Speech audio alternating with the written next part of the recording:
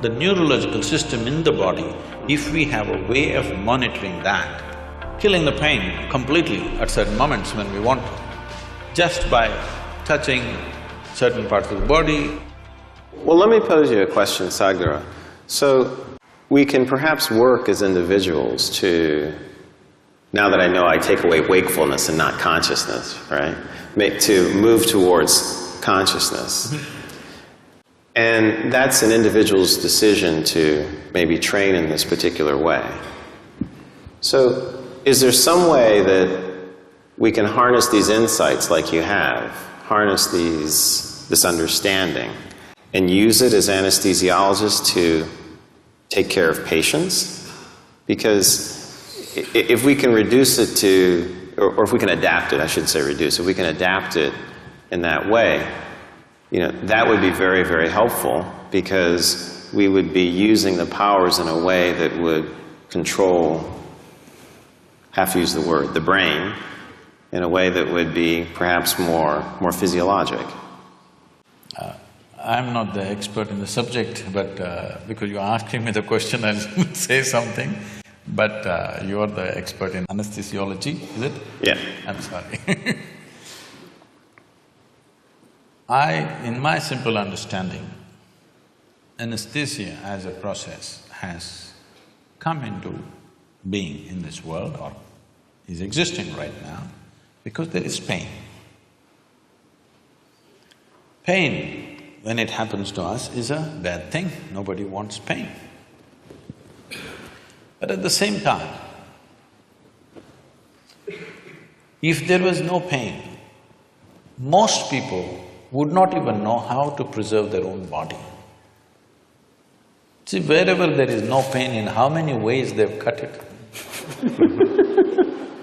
Suppose there was no pain in your nose, they would have cut it in various shapes. It is part of the fashion. If there was no pain at all, believe me, they would have pulled out intestines and swing it on the street and go. You have any doubt about that? None whatsoever. So, essentially because there is pain in the body, and pain is a protective mechanism. Because most human beings still don't have the necessary intelligence even to preserve themselves.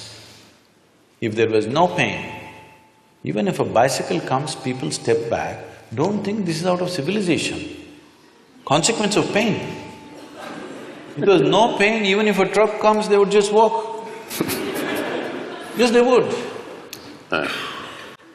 So, because of pain, so pain is essentially a protective mechanism for us. Without it, people wouldn't know how to stay alive, how to stay in one piece, they would have cut themselves into pieces.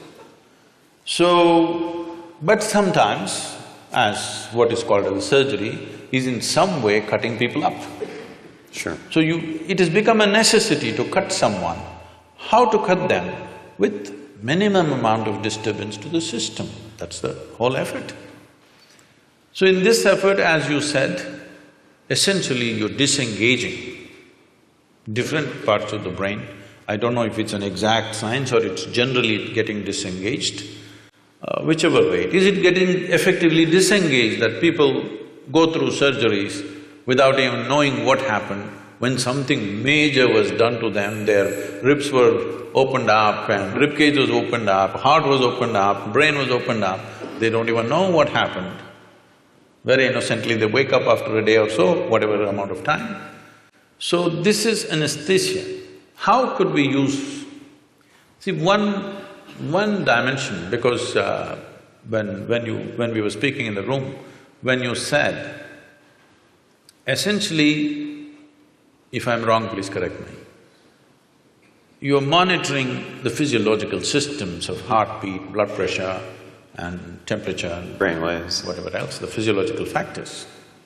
If, I don't know if it's even a possibility, but if you find a way to monitor the neurological system, ignoring the physiological system completely, see, the concern may be the moment you put somebody on the table and start opening the body, the concern of a doctor or a surgeon may be that you don't want him dead on the table.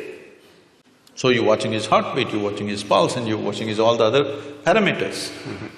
I understand and appreciate that concern, but instead of, okay, let's leave the physiological monitoring as it is, but if we have a way, I don't know if there is a way in the medical science, if we monitor the neurological system, not just the brain, the neurological system in the body, if we have a way of monitoring that, I think the entire art of anesthesia could raise to a different level at a very minimum interference. It could happen because why I'm saying this is, there is something called as marma in yoga and also in what is called as kalari in South India. It's a certain form of martial art. Marma is a way of killing the pain completely at certain moments when we want to, just by touching certain parts of the body, handling body in a certain way. So essentially what we are doing is, the neurological system, we're shutting it off. And there is no pain at all. We can go ahead and do what we have to do, and only when we release it, the pain will come back. So, using that as a basis, I'm saying, if medical science has a way of monitoring the neurological impulse as it's happening, and if there is some way to introduce anesthetics in whatever form that you use, I don't know all the cocktails that are used, but if it is done properly, probably, I'm just guessing, I'm not an expert on this, probably with 2% or 3% of your medicine, you could still have the same effect on the patient. Because how you use any medicine on the body and how you use it on the neurological system, I would say 1% of what you use on the muscle, if you use it on the nerve, it will produce equal effect. But it's interesting, because I think what you're saying has contact also with the work that we do in the recovery phase, and there are people now looking very carefully at cardiac and brain interactions, and they do signal some of these changes, and it's suggestive. I mean, that maybe more of the body could be engaged in the way we think and measure, and that makes a lot of sense to me, actually.